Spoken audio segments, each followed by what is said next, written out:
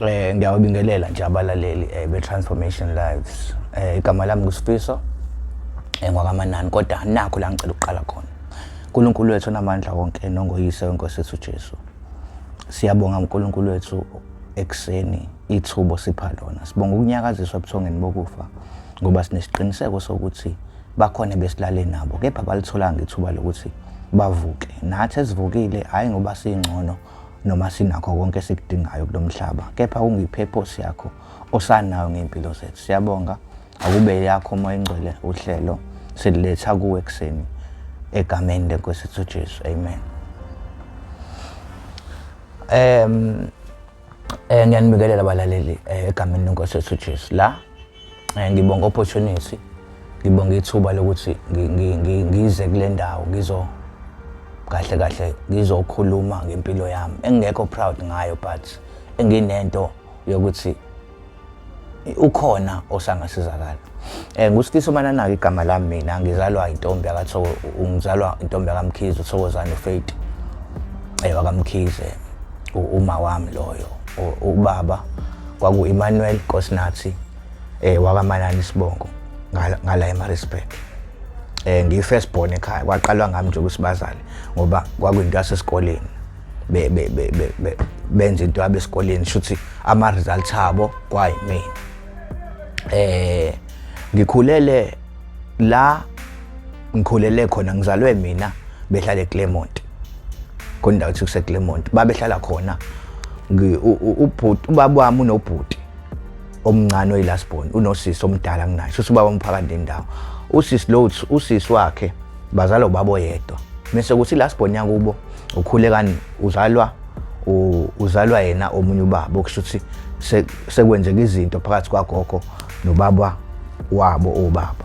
Right ke ekukhuleni kwami ngikhulele shuthi ngihlala nokuthi babe sabancane ubaba noma u-anti wayemdala kunobaba, so uyena umuntu owanginakekela isikhathi eside nje, nobaba esethola amatoho ukuthi phela usenengane fanele kondle, kwawu-anti okuba umuntu onginakekela isikhathi eside. Kangokuthi ngimbiza ngomanga ngisho namanje ngoba ngazi yena umuntu wesifazane onginakekelayo. Sho sikhulele ke Clermont, kunalento ukuthi ubaba ubenenkinga, shuthi behlukana benoma, waba umuntu oba mentally waphazamiseka ngokomqondo ngokuthi wayinengane encane. Angazi noma ngingasazi istory esigcwele, wathi qaphu nje ngaphambi kokuthi uNkulunkulu amthathe, may he so rest in peace la ekhona. Ngophambi kokuthi uNkulunkulu amthathe wathi qaphu nje ukuthi wagula kanjani nini, ngoba lento futhi ngafihlelwa yona, ngizokusho ukuthi ngaze ngayithola nini. Ngikhule ngibe ingane ya-anti, u-anti ubengenazi ingane, bekuyimini ingane enawo abantu athandana nabo. So umkhwenyana wakhe ngokukhula wamthatha wathi ucela ukuhlala naye, shuthi bashada. Mebeshada ingane yokuqala baba nayo, umkhwenyana wayenazo ezinye ingane, enengane yamantombazane kodwa zingekho la ngomuntu angaphandle, shuthi zazingaphandle ingane. Ngibe mina ingane yokuqala yase South Africa kulo baba noma no-anti lo engimshoyo, noMpumelelo Sfiso Manana lo engikhuluma ngayo. Ngikhuleke khona, ngikhule ubaba i-relationship, shuthi ngokukhula ngokuhamba ngokwenza kwezinto uma ngabe bikho eduze ngokwenzeka nje kwezinto ezenzeka zomndeni, nami ngangimncane ngokho engingachaza okubalekile noma okuyiqiniso kwenzakalani, angabikho eduze kuma abe umuntu ongekho, shuthi ngathini kwifamily yethu aphume kusale thini, kucaca ukuthi la akayisekho ingane. That's why ngaze ngathathwa ngayohlala no-anti. Mengihlala no-anti ngingane yakhe, like okwangampela nje, ngimbiza ngomana manje. Hayi ngikhuliswa u-anti, ngihlala nalo baba umkhwenyana ka-anti naye u-anti, shuthi sikhule ngisisuke eClermont ngoba base bethola umuzi, shuthi indoda umkhwenyana wa-anti wayesefuna ukuthi basuke ekhaya bayithole indawo yabo. Hayi mekuthi kwenze kanjalo bayamuva, angavumi u-anti ukuthi ngisale ngoba akekho umuntu ozonginakekela. Ugogo omdala no-anti nobaba unamatoho, so waba nalento kwento ukuthi ingane yabhuti wakhe ngathathwa ngakhuliswa uyena. Bengikhuliswa uyena u-anti, ngiyakhula Ngicela ukusheshe kubalekise lokho ukuthi ekukhuleni kwami kwakunalento ukuthi ngumuntu ogqamile. Angazi noma ngilento ngingane angazi kanjani kodwa esheshayo ukuthi ibonakale ezintweni nje zonke ezibhedayo nezimpi. Mengikhula kanjalo ngifaka esikoleni ezakhele primary. Ngifunda khona ugrade 1. Mengifunda ugrade 1 kuthiwe ngeke.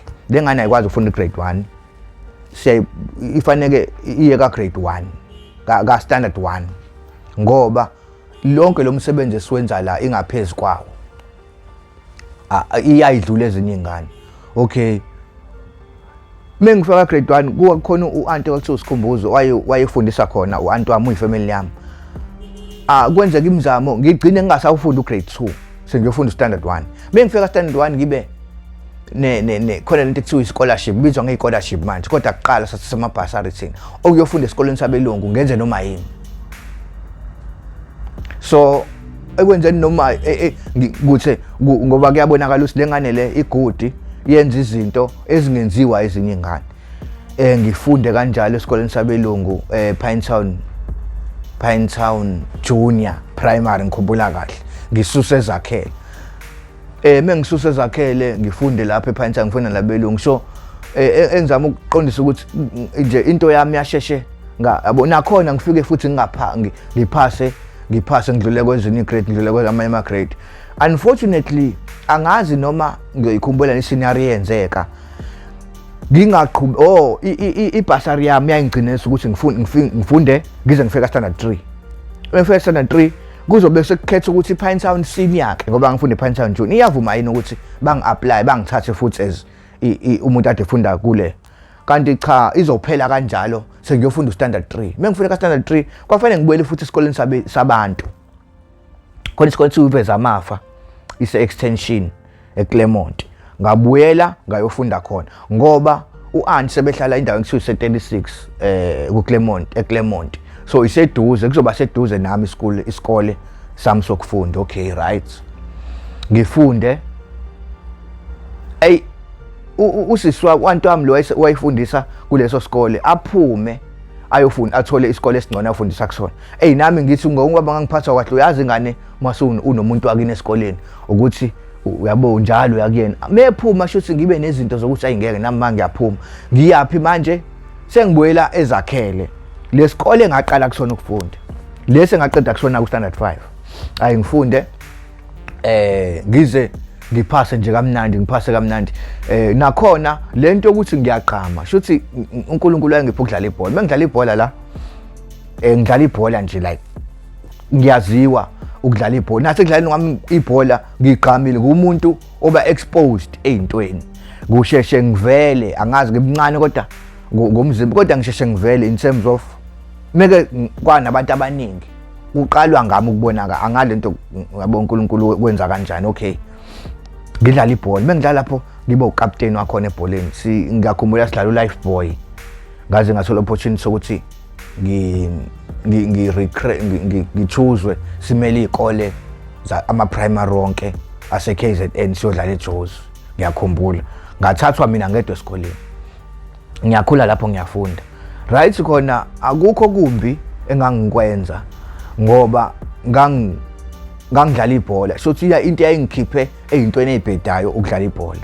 Kakhulu isikhathi esiningi ngoba ngispend isikhathi ejimini futhi nginalento ukuthi mengingekho wena Sfiso akwenzeki ngangibizwa ngoManana ke.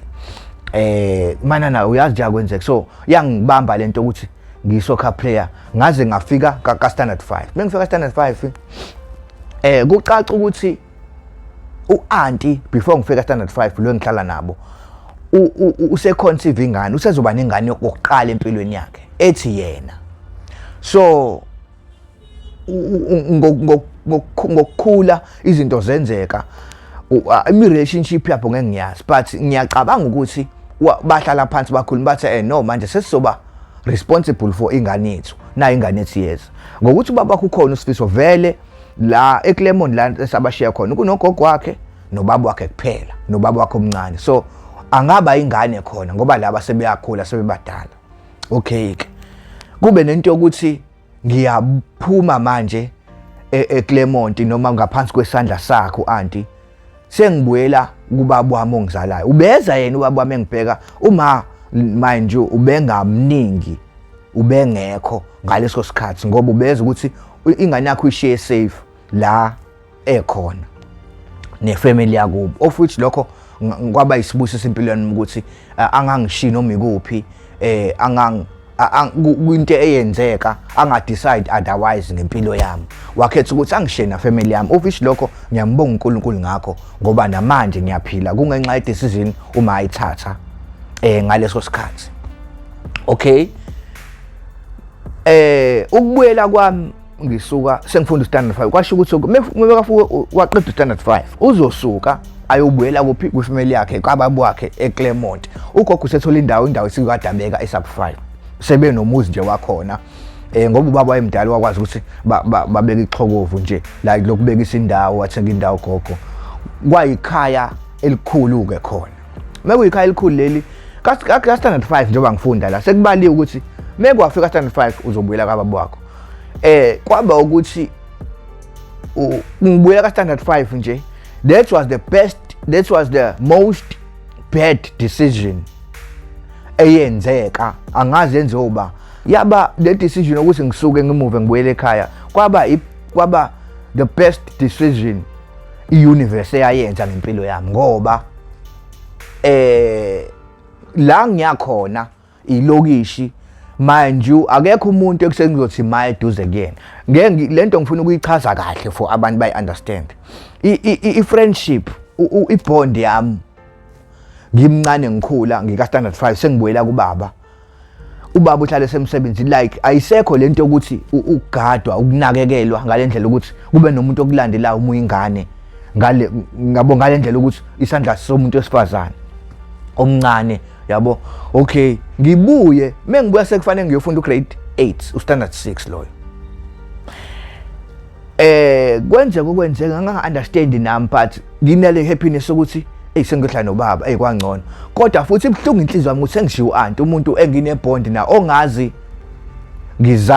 nje yonke into yami ukuthi okay mase nje kuba nje nalento ukuthi ngiqhamile ngingane good well known uyayazi aunt la ngizakhona aba nayi understanding yami kodwa isekhaya kwangimele ukuthi ngiadjuste ngingane manje ngiadjuste from lo liyathando ngizozama uku-implya olunye uthando empilweni yami labantu besilisa of which ngizoba iselokishini futhi la ngiza khona noma ngisho ukuthi eClermont akhona lokishini selokishini but ngikubona kuwest kakhulu ukuthi ngisuke khona ngize kuleli lokishi engase ngikhula ngaphansi kwalo ngifunda standard 6 la mengifunda standard 6 isiphiwo sami sebhola sikhona 1 ubaba okay sengiyahlala nobaba ngifunde ngidlala ibhola mengidlala ibhola ngitshela ukuthi ustandard 6 wodwa nje ngase ngidlalela ama team amaningi ngoba ngangibangwa ngapha nangapha nje angenzi lutho ngumfana odlala ibhola ngifunda ngesikoleni ngiwell known ngalendlela ukuthi iprimary ngangifunda ngena ngangena ngathi ilanga secondary school ikadabeka ngangumntwana oclean oyithandayo ngoba ngikhuliswe uanti engenzi sengifundisa lezi zinto zokuthi uba uclean moyingane like nje ngangi example ngafunda ukusana singayi example kuba ngibizwa kwakuthi khona uthisha kuthiwa usho young oyikhaladi wayengithatha eclassini every morning ngiyakhumbula engibeka kwi-assembly like ngikhombisa abafundi ukuthi bukani lengane incane because I was the shortest esikoleni ka grade 8 engangifika ngangimncane kwangathi ngingene ngephutha kanti cha i-report lama grade 7 liyangivumela ngene la naleminyaka le engayifundanga ngokuthi ngangingaphezu kweingane yayicounta ngengiqamba amakhozi isikole ngasiqeda ngineminyaka ewu16 mengaphosisi noma ewu15 anginayo sure but ngangafika lo 17 sure ngiqeda umatric 2007 okay ngifunde standard 6 ngihlale la ngalento yami yokuthi ngisheshe ngiqhame kuze ngiya attract izinto ezimpi nezinto ezimpi ngifuna ugrade 8 la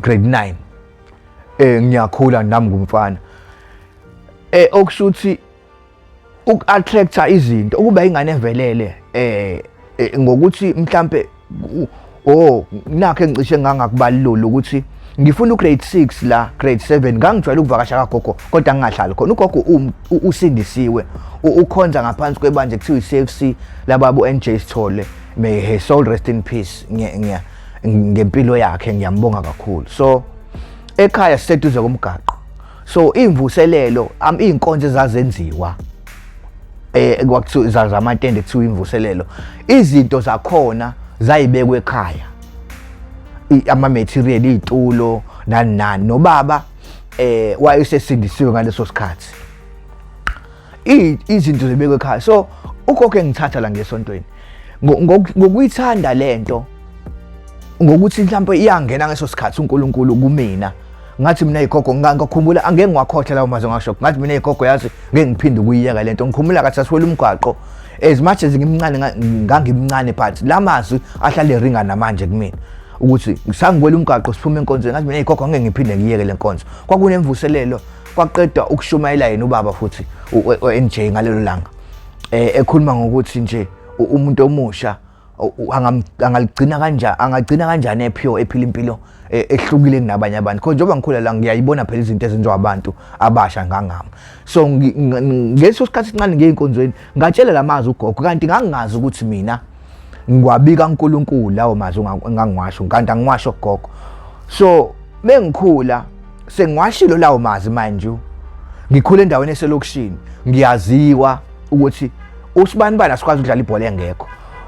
Abantu abenza izinto ezimbi bayangazi, abenza izinto ezinhle bayangazi, abenza izinto ezinhle bathanda ukuthi ngibe khona, abenza ezimbi babukela kumina ukuthi awu lengane ledlala ibhola nathi sasibebhola, uyazi sikhula ngendlela engafani. But nakho engicela inhloso yami ngale story ukuthi ngichaze ukuthi kwakuwukuthi mengiyodlala ibhola mangibuya ngilindwa abantu of which abenza izinto ezirong elokishini abaziwayo ukuthi hayi laba benza baphila impilo kanje, baphuza utshwala, babhema ogwayi. Ngiyakhumbula ukuthi ugwayi ngaqala ngifunda ugrade 9 la uqala khona kwami ke ukuthi sengiphile lokishini, sengi exposed ezintweni nje zokuthi ngumuntu omusha, ngifuna ukuzama, ngibone ngathi impilo yenziwa yilabo ingcono. Hayi mina yami iyabhora ukuthi ngiphume nje ngibuye ekhaya ngiye gymini, hayi ngeke ngiyabhora.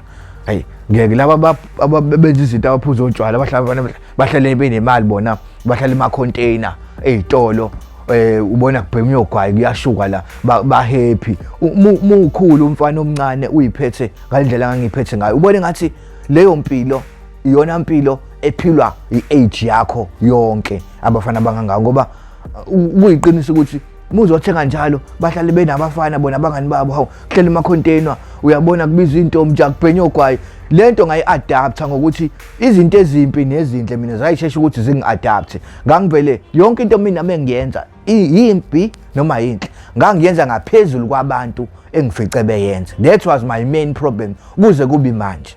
So ngiqale-ke ngibhema ugwayi, sengi-exposed la. Ngikhumbula kahle ugwayi mengikubhema ngangenza sure ukuthi angubhemi ngenawo sweet. Obekhaya siyasonta and ugogo angimazi ukuthi esontweni uzosisa nini. Kuyathandazwa la ekhaya, sisindisiwe nobaba umuntu osindisiwe, right? So ngalezo ngathi ngangawubhema ugwayi mina ngingenawo usweet wokuthi ngudle phaketheni, ngiyitshela ukuthi mina uyaqhibeka ngokuthi phela usweet, yabo.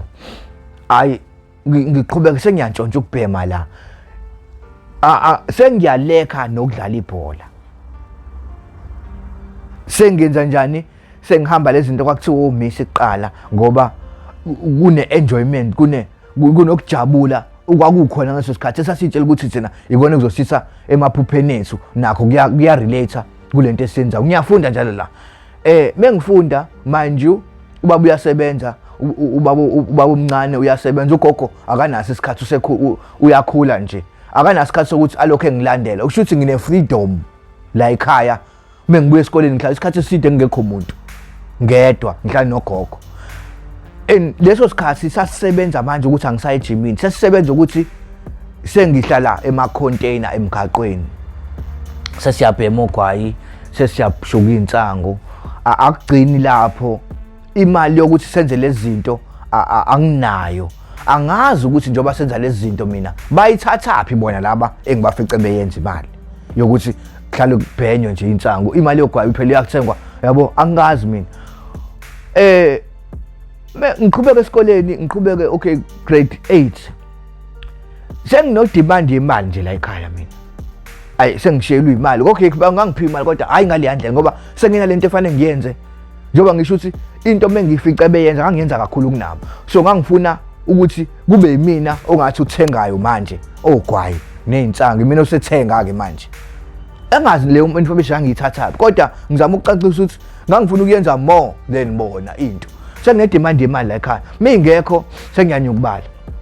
Sengane nje mina yabo ngokuthi phela akekho umuntu ongihlalisa phansi angibuze ukuthi awukwenzekani manje ubaba usemsebenzini uyayibona lezi zinto kodwa ufika ntambama eselala nje angibone isikhathi esiningi ngihlalisa emsebenzini ngoba usebenzela mina njalo ukuthi ngiphile sidle la ekhaya.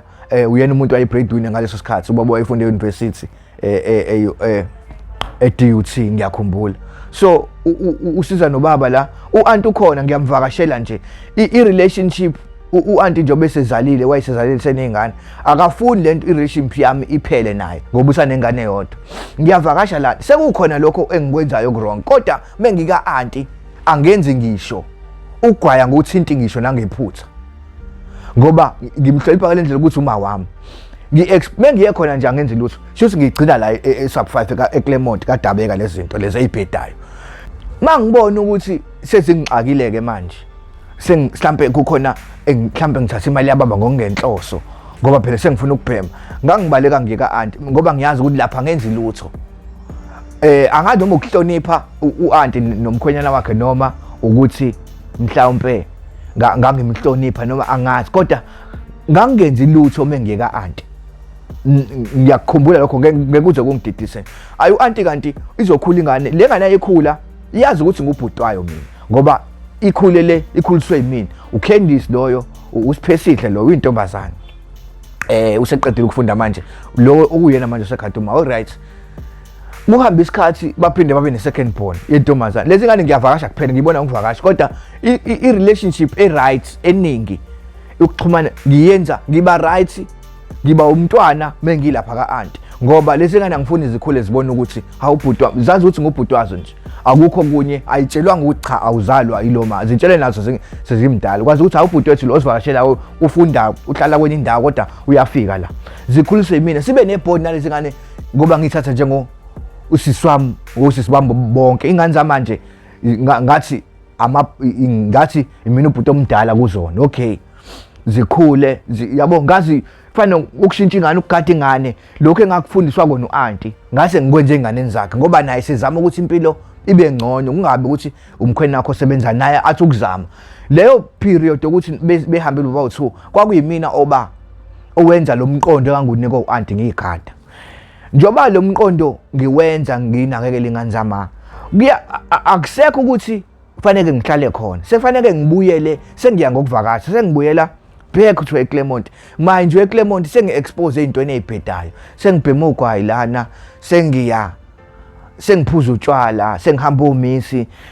Nakhona kulokho nginama-friends ami ongazi ukuthi kwakwawani ababulandeli bami because angisayenzi phela into e-right okudlala ibhola, sengenza into ebhedayo kodwa still ngine-crowd yabantu nje abakholelwa ekutheni cha hayi uManana bandla yabo, ngathi sonke singazwana naye. Ngikhumbula kahle ngifunda standard 8 kwakunalento ukuthi sithanda ukugqoka, siyabuka la kuyaswenkwa, mina into yokugqoka-ke nje ngiyayithandela, ngayithanda ngaleso sikhathi, ngiyakuthanda ukuba muhle ngoba ngangimuhle nasesikoleni kodwa lento ngase ngiyisebenzisa in terms of ukuswenka kwasemgaqweni. Anginayo imali, ubaba ukwazi uku-afforda lento engikwazi ukumcela yona. And futhi njengoba sikhula la eselokishini kwazi ukuthi siyapha, kwazi ukuthi elokishini kuyagqekezwa amajalidi ukuze sibe nemali. Ngeke ngikhohlwe indlela engangena ngayo lapho ngoba ngangifuna i-All Star back that time ngo-2000 yayisa-cheap-ke ngaleso sikhathi kodwa engakwazi ukuyi-afford ubaba ngaleso sikhathi. All right, ngikhumbula kahle abafana abantu engangizwana nabo babe nobhuti igebengu vele endaweni baziwa ngokuthi amajalidi nje babelungu bayangena kuona kwakuselula at the time ama isensor kayingekho lutho so babuya nemali siyibona futhi lezi zinto abuya nazo bahamba ekseni babuye nemali so nje basikhula sibawu 3 nabangani bami usizwe nje ubhuti wami naye use right overseas manje ngiyambonga uNkulunkulu ngempilo yakhe iyashintsha but uqala kwami ukungena ebugebengweni ngangingeniswa ukuthi ngifuna uadapt istyle sabantu sokugqoka not ukuthi mhlambe kwakuthi imali yokwenza izinto but nayo vele sasidinga ukuthi ngoba sasesibhemela thina so kodwa into eyasenza ukuthi siphushe kakhulu ekutheni siyoqala ukuthi sigqekeze sitshontshe endlini zabelungu ukuthi sifuna ukuthenga ingubo zokugqoka sifuna ukuswenka ezabazali bethu ingubo esithengayo ziyasanelisa kodwa sifuna ukuadapta leso style ukuthi uma ucela ibhasi Adidas baba wakho akuthengele sisodwa asaneli ngathi ungaqhubeka ube neziningi ngoba phela usuyazi ukuthi uyaswenka sifuna zibe eziningi nje ngokuthi njengoba ngikhula la njengoba ngisho singivelele ngisho noma mina ngaqoka ngisho ngabe ngane sethe yodwa ebizayo but kwakuzobe ngathi nginamaningi because ngi-exposed ngiyashesha ukuvela yonke into ngicela uyibavele ukuthi yonke into ngiyashesha ukuvela so kwakumele ngi-adapt istyle sokuthi nabantu ongizwana nabo bona mhlawumbe bayathengelwa ngoba rich but mina ngiyacela la ekhaya so sahlanga sazwana ke nosizwe la mezizwana sibuka le style sobhuti babo njalo bahlale bephethe imali nezingubo zokugqoka ezintsha zabelungu banemali nje mesiphuza utshwala ibona abathengayo lempilo siyayibuka siyakhula siyafunda sisi ngelilanga nje ngikhumbula kahle Muse Clement kaDabeka kundawo kusishenye eGermany kwayayigcwela ebelungu kwayindawo nje yabelungu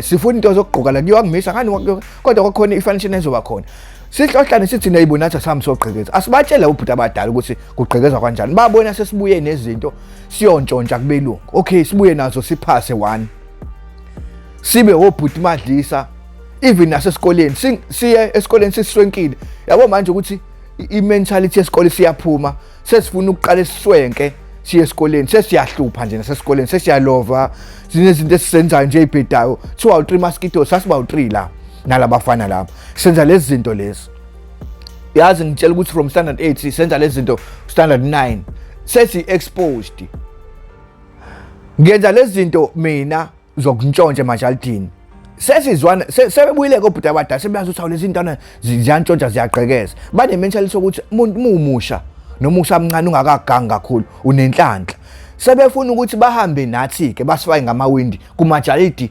angaphezulu noma ababona ukuthi angasi lawa ngasabe nemali eningi kunalawo esijwayele ukuthi sitshontshe kona hayi iqhubeke sesizwana nabantu abadala sesiyantshontsha njalo every Friday ebusuku sisalala sesiyontshontsha nje thina kukwenzeka futhi kwenzeka bakhona abadla idakamizwa la thina sigxilela insangwini engubeni zokugqoka nakotshwala nale crew yami kokhona abadla the heavy drugs esibaziyo abadala phela kade bazenza lezi zinto asinakho ukuthi thina sizenze lezi zinto ngoba siyazi thina intombi utshwala ingobo zokugqoka saziwa ngabantu abasonkayo abaphatha imali kodwa abazi abantu emphakathini sithatha imali noma babazi ababedala kodwa babengenayisho ngokuthi vele sikhule sithanda ingobo zokugqoka siswenkela siyicelele emakhaya ingobo zokugqoka nje so kwabe into engathi hayi bayathengelwa laba kanti cha imali sesithatha eningi sesiyayintshontsha sesiyagqekeza amajalidi abelungu sesiyaphuza utshwala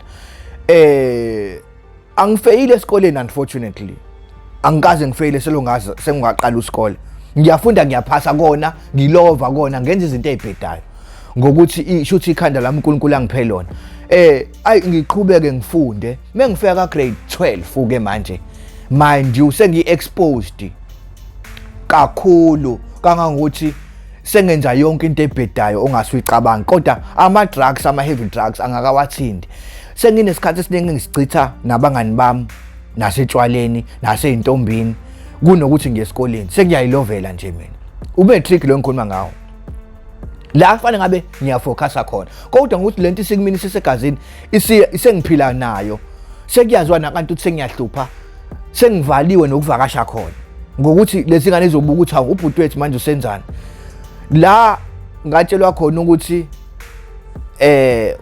ubaba wami unenkinga waye nalenkinga ingoba sengiqale sengiyahlupha kubalekela ukuthi ngizomenza ahluphe agule kakhulu ngokuthi sengiphela impilo engiyiphilayo mina umatric ngiwenze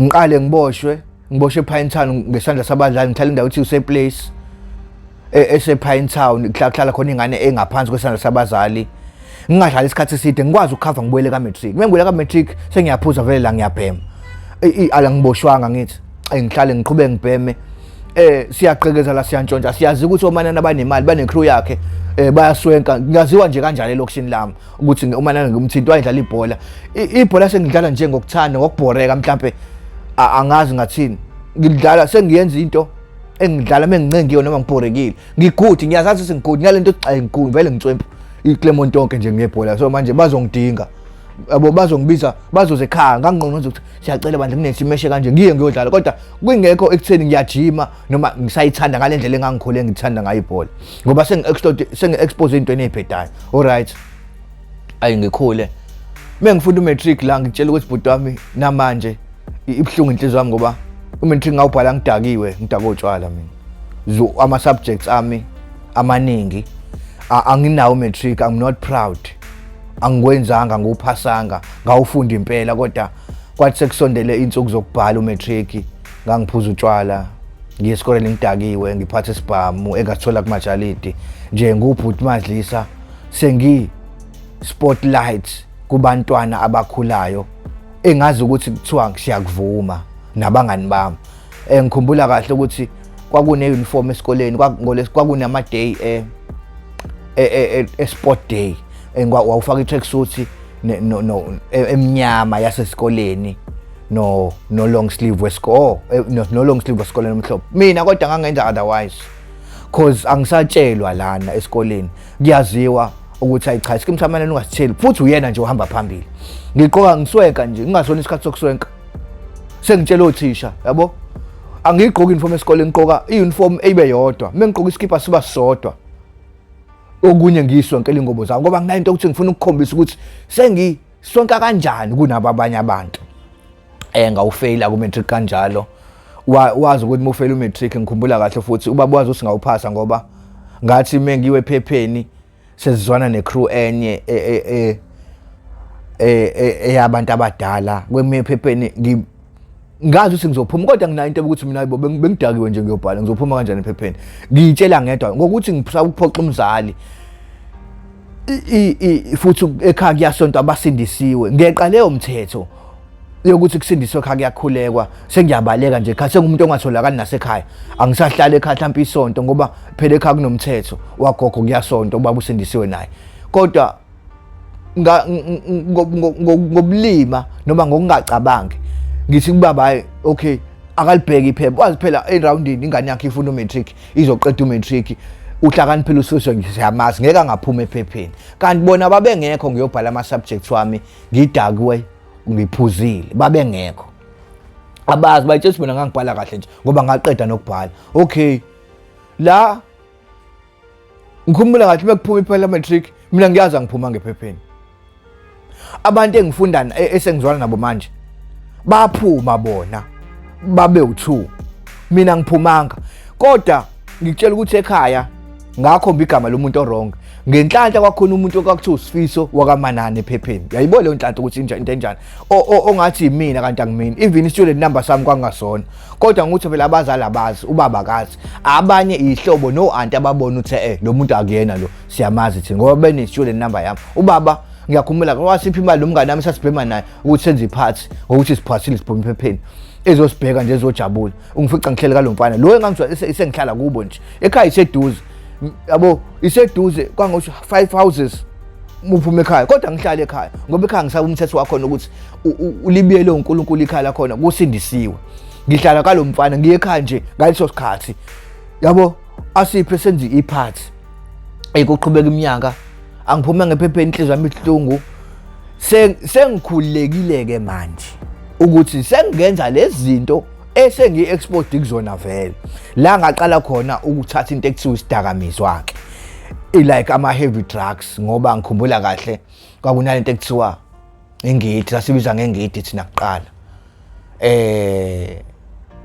kwasho ukuthi ngokubhema lezi zinto ukubone nawe ukuthi sesiyantshontsha vele sesijwayele ukutshontsha sesenza ama hits sengangaboshwa place yabo sengenze nje yabo sesiyantshontsha nje senza ubugebengu senza ama drugs sivala kulomfana lo angisafundi phela impilo yami shuthi isiphiliwa ngale mpilo yasemgaqweni sengumuntu wasemgaqweni nje sengenza izinto ezibhedayo okay ngibe export ngenza izinto ngenhlanhla la angiboshwa indaba yejele nje angakayazi bayaboshwa ngapha nangapha ngimncane mina la ngaqala khona ukubona ukuthi hayibo lempilo ngempela iyaphila ngoba lento ikhona izwi ngiyacela ukisho lo likhona noma ngabe wenza ini empilweni yakho ikhona into esuke ikhuluma ewunembeza empilweni yomuntu noma ngabe umuphi manje mina ngithi uNkulunkulu osuke ekhuluma ngokuthi ngiunderstanda ukuthi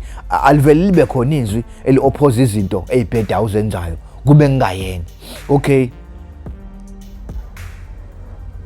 ngiqale ubaba ezwe yabo nje bangikhula ngenza izinto bayamtshela phela nabantu and futhi useyangibona nami ukuthi ayichaza ibehavior yami siyabheda athe mhlambe lo muntu uhlukunyezwa ukuthi uma wakhe akakhulanga naye aqala ukungifonela ukuthi ngizwane i-relationship yami ibe ngcono noba kanti cha akukhona kwayilokho nje akukhona mina sengi-exposed ey'ntweni zasemgaqweni noma sengimazi uma akasangitsheli senginalento ukuthi eyi wena ma ungikhulisanga nje okokuqala nje kanti cha angitshelwa mina yilento izinto esengizidla ukuthi hayibo uzokusiza ngani noma akukhulisanga senginale lento engiphatha kabi ukuthi ayi uma akangikhulisanga kubuke nayo lento iyalinka mengingasho njalo ngikhuluma iqiniso ngoba kwakuba into engiyikhulumayo ukuthi hayi mina ningcono na uma wena uyanikhulisa yabo sekinamagama engiwashoyo engangawaboni before ngisahlala no-auntie ngisakhulisa u-auntie engangawaboni before ngakazenza into ezibhedayo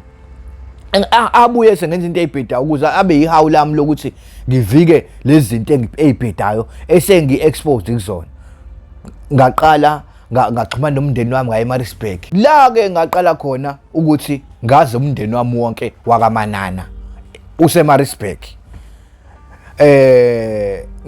ngoba bengiya kodwa ingekho lento ukuthi umndeni wakababa yabo ngiya nje khona ngumuntu ovakashayo la nje ngaqala khona ukwazi umkhulu wami i-relationship yakhe nokho ukuthi yaphela kanjani kwasho ukuthi umkhulu naye wayemuntu owayengikhonzile ngoba leli gama lithi Sfiso ngaliqanjwa uyena ngoba wayethi kwakuyisifiso sakho ukuthi indodana yakhe yokuqala izibule ngomuntu ngengane yomfana so kwenzeka ngesifiso sakhe ke ngabuya kuyena wangiqamba ukuthi uSfiso ngisamncane ngakhula ke ngawazi kanjalo la ngaqala khona ngazi umndeni wasekhaya so ngilokhu ngivakasha nje ngamkhulu and futhi lento le yenza ukuthi mengisuka ekhaya kwakukhona ukucikeka kumina ngangiyenza izinto njengoba ngangishilo eqaleni ukuthi mengiyenza mengifica abantu benza ngiyenza kakhulu kunayo kunabe ngibafice beyenza futhi lento yakuhamba ngiyenze isikhathi izingicike mengacikeka angisafuni lutho ngase ngingasuka ngihambe ngoba kwangayona into right noma yini okay mesikufika sathi ukuthi ngicikekileke manje ukuthi ngidakwe ngicikile ukuthi ngiphuze ngicikile ukuthi ngibheme ngicikile ukuthi ngitshontshe ngizoboshwa engale kwalokho vele ngibaleke ngiye kamkhulu ngiyohlala kamkhulu kanti njengoba ngibaleke mengiye kamkhulu angizenzi into ezibhedayo angenzi nje lutho nje okubhedayo ngiyamhlonipha umkhulu ngiyingane khona usathane lo ungaphakathi kumina ngokuthi ngizoshaya umoya abazi bazwile kodwa ababoni phambi kwabo ngizenza zonke lezi zinto abayishoyo naka-anti kwakunjalo babengayiboni lonto ngikutshela ukuthi la ngaqala khona ukwazi impilo yasejele ukuboshwa ise-Maritzburg la ngangithi mina khona ngishaya umoya kumkhulu ngizoyeka izinto ngoba zazingicika kahle noba nobaba wayese nawo ama-complaint sesingasazwani nje nobaba yayibona lonto okay mengiqala sengivakasha kamkhulu, okay ngingaqali ngokuboshwa phela ngiqale ngokuvakasha nje, ngiqale ngokuvakasha nje. Mengenza izinto ngala eThekwini ngivakashe kamkhulu. Mengivakasha kamkhulu kube ngitshe inhliziyo yami ukuthi ayingeke le ndawo i-right kimi izongishayisa ngomoya. Ngale sengenze exposed sengaziwa njengomuntu obhedayo. Ngoba umkhulu vele uyangithanda indaba ngashintsha impilo ngizohlala la. La ngitshele mina inhliziyo yami ukuthi ayingeke ngisahamba la kamkhulu. Sengizohlala nje impilo yami yonke. Ngizoshintsha impilo, sengizoba umunye umuntu. Kahle kahle sengizoqhubeka nalama habits okudlala ibhola ngoba ngiyazazi ukuthi ngigude ebholeni. Nange izinto ezazenzeka nje ngangidla abo. Hayi kanti sengilate ngoba ukudlala kwami ibhola, ukudlala kwami ama team well known nga recruitwa kamkhulu kodwa ngathathwa kukhona i-team Maritzburg City ayicoachwa uKhet. Ngikhumbula kahle ezong scouter ukuze kuqale impilo yami ngoba ngithe angithi ngizoshintsha la kamkhulu ngidlala ibhola ngikhohle ezinye izinto ngiscoutwe uKhet wayecoach eMaritzburg City. Ukuqala kwami ukuthi ngidlalela i-team eyaziwa i-right ngoba la lokho ngangidlalela ama-team kodwa ngigude nginalo into amuthi wena ubaba wayeziwa eClermont ngokudlala ibhola. Mina sengidlala ama-team ngegama lakhe nangami ukuthi cha hayi ngigude ebholeni. Mengihlala eMaritzburg ngidlala ibhola ngoba ngizophikisana lomqondo abantu ababese bewushilo ekhaya eMaritzburg ukuthi hayi lo usedaka utshalo useyingane ebhedayo nje useyantshontsha wenza ukuthi ngizama ukuzolwa nawo la. Ngidlala eMaritzburg City ukuqala kwami ukubonakala ukuthi ngidlalela amaZulu nokuya ku-School of Excellence ngabonakala ngidlalela eMaritzburg City ngengikhohle. Baningi abadlali aba-professional manje engibaziyo engabathola ku-School of Excellence kanti ngangithathwa uFire, ngangithathwa uKhet. Mengithathwa uKhet singene kuma-trials e-School of Excellence sihambe siye eGoli. Lento okushuthi uyabona ukuthi yokuba exposed kwami yokwenza into eyibhedayo sengiyayishiya manje. Hayi ukuthi ngiyayishiya shuthi sengibuyele ekutheni sengidlala ibhola ngoba nayo into sengiyayibona sengiyenzeka futhi ngigudi sebeyangithanda abantu. Coach bami bayangithanda ukuthi hayibo wena ugudi uyingane engadlala ibhola nani. Ngisha ama-trials ku-School of Excellence. Mengingathathwa ngoba ngase ngineminyaka sengiqede no matric. Lapha ku-School of Excellence kuthathwa abantu abasazongena kwe-primary because basuke befuna ukufunda bakufundise nebhola. Mina sengimdala kodwa ngigude ebholeni. Ngibizwa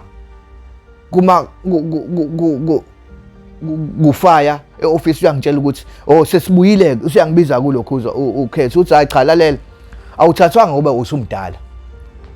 Kodwa manje ikhona isindlela esingenza ngayo ukuthi sikufunele kwezindawo ama-trials. Ngiyakhumbula futhi ngisha ama-trials ngangi-Free State ngiyosha ama-trials kwi-Bloemfontein Celtics. I-team ekuyiyona engaqala kuyona ukudlala ibhola ke manje.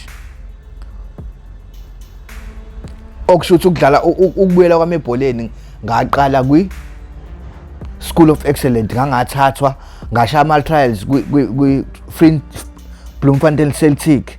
Kwayima ngidlala ibhola ke sengibuyele ebholeni lami la ngempela sengimdala iminyaka yami mhlawumbe nganginoba 17 lapho ngidlala u-under 19 khona kahle.